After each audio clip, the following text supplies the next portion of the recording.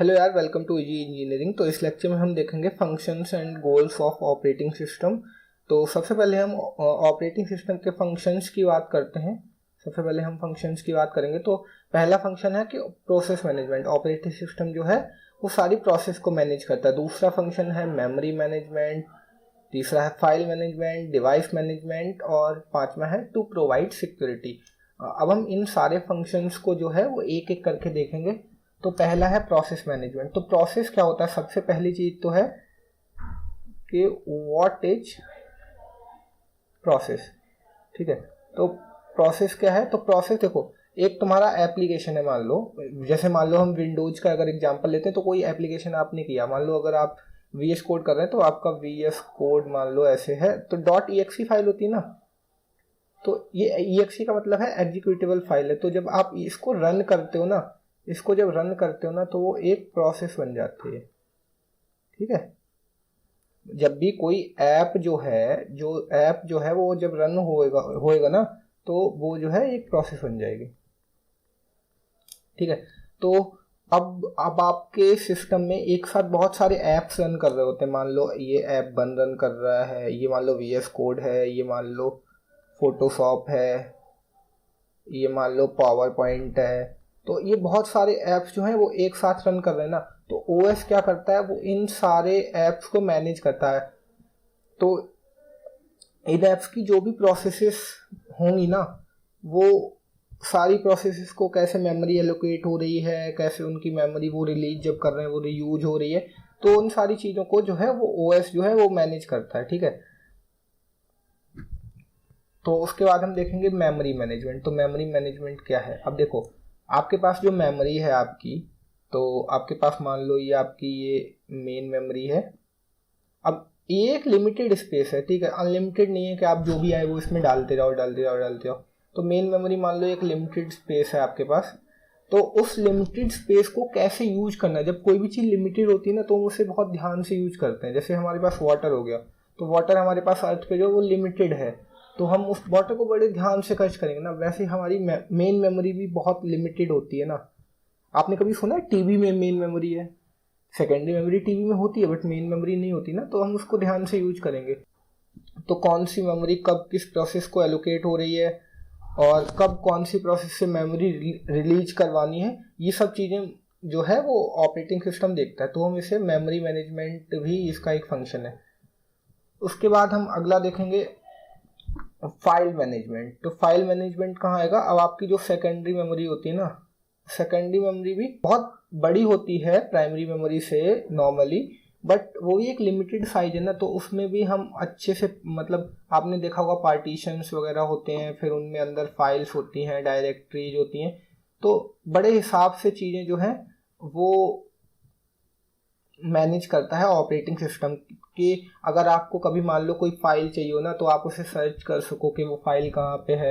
मान लो आपने कल कोड लिखा था hello.c, अब आपको आज वो आप भूल गए कि फाइल मतलब कहाँ आपने सेव करी थी, तो एक सर्च बार आएगा, तो आप वहाँ पे सर्च कर सकते हैं कि हम भैया हमारी hello.c फाइल कहाँ पे है।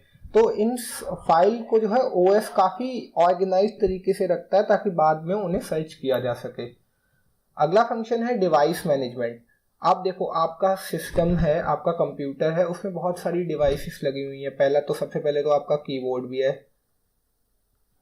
उसके बाद आपका माउस हो गया, उसके बाद आपका प्रिंटर हो गया, उसके बाद आपका साउंड कार्ड हो गया। ऐसे ही बहुत सारी डिवाइसेस जो हैं वो आपके सिस्टम में लगी हुई हैं। बहुत सारी तो ऐसी हैं जो अंदर ही हैं, मतलब पहले से फिट है, वो आपको दिख भी नहीं रही हैं। ये कीबोर्ड माउस प्रिंटर तो आपको दिख रहा है, अब जैसे साउंड कार्ड है वो आपको नहीं दिख रहा है। तो इन सारी डिवाइसेस को मैनेज करना। अब मान लो अगर हम यहाँ पे प्रिंटर का एग्जांपल लें, तो मान लो एक हमने फाइल प्रिंट होने के लिए भेजी, फिर दूसरी फाइल प्रिंट होने के लिए भेजी, तो ये फाइल कैसे जा रही हैं, कैसे प्रिंटर तक पहुँच रही हैं, इन सब चीज़ों को वो मैनेज करता है। कि प्रिंटर को हम इनपुट कैसे दे रहे हैं, प्रिंटर के आउटपुट को हम किस तरीके से मैनिपुलेट कर रहे हैं। तो ये हो गया ऑपरेटिंग सिस्टम का role as a device manager.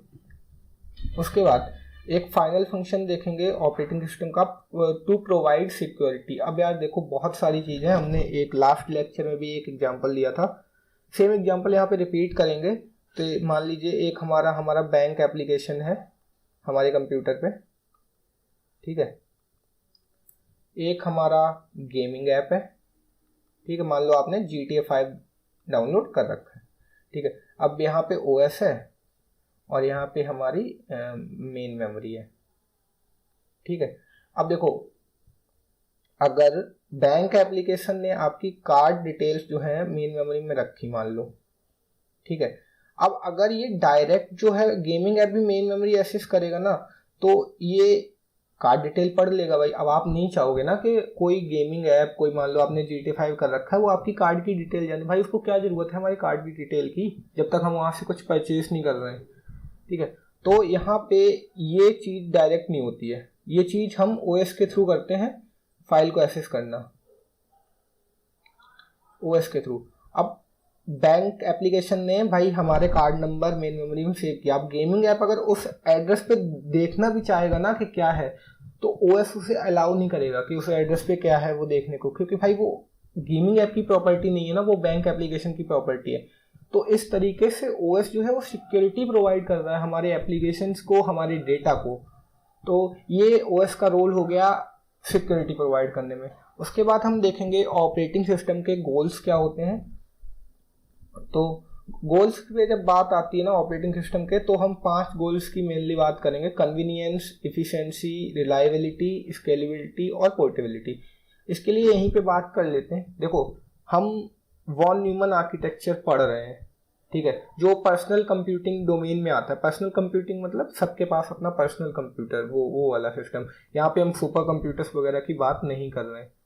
तो अब हम गोल्स की अगर हम बात करें, तो जब भी हम कोई चीज़ बनाते हैं ना, तो उसका एक मोटिव होता है, एक हम लक्ष्य लेके चलते हैं। जैसे गोल जो होता है ना, वो लेके चलते हैं कि इसका भाई ये गोल है इस चीज़ का। मान लो आप पढ़ रहे हो ना, तो आपका कोई गोल होगा कि इस चीज़ के लिए पढ़ रहा हूँ मैं। तो ऐसे जब ऑपरेटिंग सिस्टम बनाया गया होगा ना, तो उसका कोई गोल रहा होगा। तो हमारे वॉन न्यूमन आर्किटेक्चर में जो प्राइमरी गोल होता है ना, वो होता है कन्वीनियंस। अब यहाँ पे बहुत सारे स्टूडेंट्स जो है कंफ्यूज हो जाते हैं, वो इफिशिएंसी को मेन गोल बता देते हैं, लेकिन वॉन न्यूमन आर्किटेक्चर में जो है वो सेकेंडरी गोल है इफिशिएंसी। अब यहाँ पे सेकेंडरी गोल इफिशिएंसी क्यों है? क्योंकि हम पर्सनल कंप्यूटिंग की जब हम बात करते हैं ना, तो हम चाहते हैं कि ईजिली समझ में आए यूजर को कि कौन सी चीज़ कैसे चल रही है।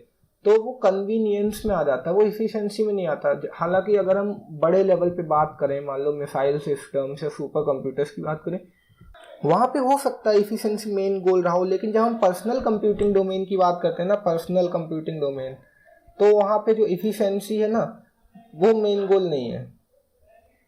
यहाँ पे मेन गोल क्या है? कन्वीनियंस, ठीक है। देखो, तो इससे हमें एक चीज़ और क्या समझ में आई कि जब भी हमारी डोमेन चेंज होगी ना, अगर हम डोमेन चेंज करते हैं ना, तो हमारा प्राइमरी गोल भी चेंज हो जाता है, ठीक है।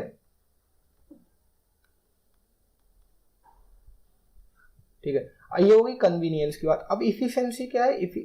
दूसरा गोल होता है इफिशिएंसी। इफिशिएंसी क्या है कि भाई हमारा जो ऑपरेटिंग सिस्टम हो, वो हमारे रिसोर्सेस हो गए हैं। जो हमारे रिसोर्सेस होते हैं, जैसे मेन मेमोरी होती है हमारी, और हमारा CPU टाइम होता है, इन सारे रिसोर्सेस को ना बहुत इफिशिएंटली मैनेज करे, ताकि कम से कम टाइम में ज़्यादा से ज़्यादा काम हो सके। मतलब कोई चीज़ फ्री ना रहे। ये नहीं कि OS कोई और काम करवा रहा है और भाई उधर CPU जो है वो फ्री बैठा हुआ है, तो ये इनएफिशिएंसी हो गई। तो इस चीज़ का भी एक माइंड में रखा जाता है कि इफिशिएंसी होनी चाहिए।